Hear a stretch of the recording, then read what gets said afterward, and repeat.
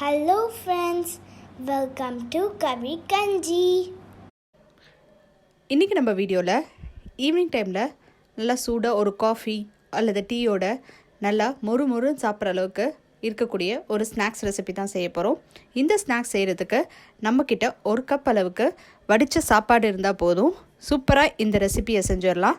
So நீங்களும் இந்த video பார்த்துட்டு ட்ரை பண்ணுங்கள். ட்ரை பண்ணிவிட்டு எப்படி இருந்துச்சுன்னு கமெண்ட் பாக்ஸில் சொல்லுங்கள். நம்ம சேனலை இது வரைக்கும் சப்ஸ்கிரைப் பண்ணாதவங்க சப்ஸ்கிரைப் பண்ணிக்கோங்க. அப்போ தான் நான் அப்லோட் பண்ணுற வீடியோஸை உங்களால் மிஸ் பண்ணாமல் பார்க்க முடியும்.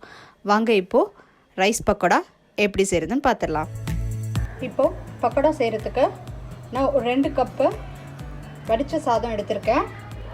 இது கூட நல்லா நீளமாக வெட்டின ஒரு பெரிய வெங்காயம், 2 பச்சை மிளகாய் நல்லா பொடியாக நறுக்குனது, கருவேப்பிலை கொஞ்சம், புதினா கொஞ்சம், கொத்தமல்லி கொஞ்சம், 1/2 ஸ்பூன் இஞ்சி பூண்டு விழுது, கரம் மசாலா ஒரு 1/2 ஸ்பூன், வெறும் மிளகாய்த்தூள் 1 ஸ்பூன், சோம்பு ஒரு 1/2 ஸ்பூன் பொடி பண்ணது, உப்பு கொஞ்சமாக சேர்த்துக்கிறேன்.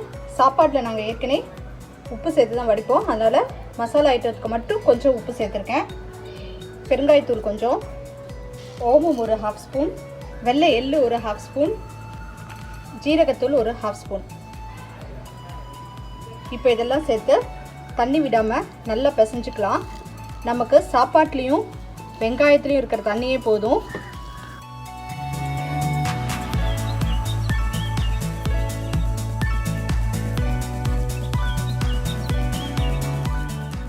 கடலை மாவு ஒரு 4 ஸ்பூன் அளவுக்கு சேர்த்துக்கலாம்.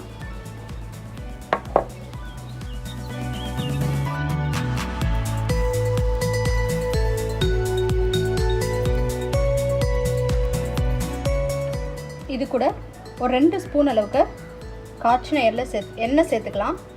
இதையும் நல்லா மிக்ஸ் பண்ணிக்கலாம்.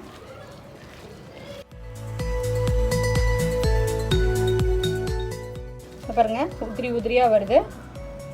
இதுவே போதும், தண்ணியெலாம் எதுவுமே சேர்க்க வேண்டாம். வெங்காயம் இந்த மாதிரி நீளமாக கட் பண்ணிங்கன்னா பக்கோடா ரொம்ப டேஸ்ட்டாக இருக்கும். சின்னதாக கட் பண்ணுறதை விட இந்த மாதிரி நல்லா பெல்லிஸாக நீளமாக கட் பண்ணிக்கோங்க. இப்போது இதை பக்கோடா போட்டுடலாம். எண்ணெய் நல்லா காஞ்சிடுச்சு. நம்ம அப்படியே உதிர்த்து விட்ட மாதிரி சின்னதாக அப்படியே போட்டுடலாம்.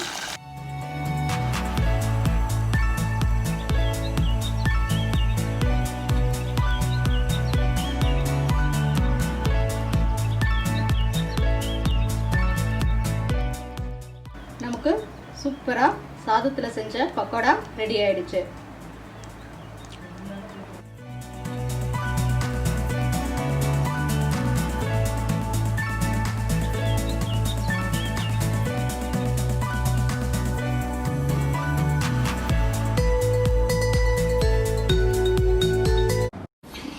Thanks for watching this video. உங்களுக்கு இந்த வீடியோ பிடிச்சிருந்துச்சுன்னா லைக் பண்ணுங்கள், ஷேர் பண்ணுங்கள், கமெண்ட் பண்ணுங்கள்.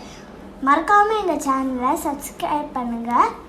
பக்கத்தில் இருக்கிற பெல் ஐக்கானையும் ப்ரெஸ் பண்ணுங்கள்.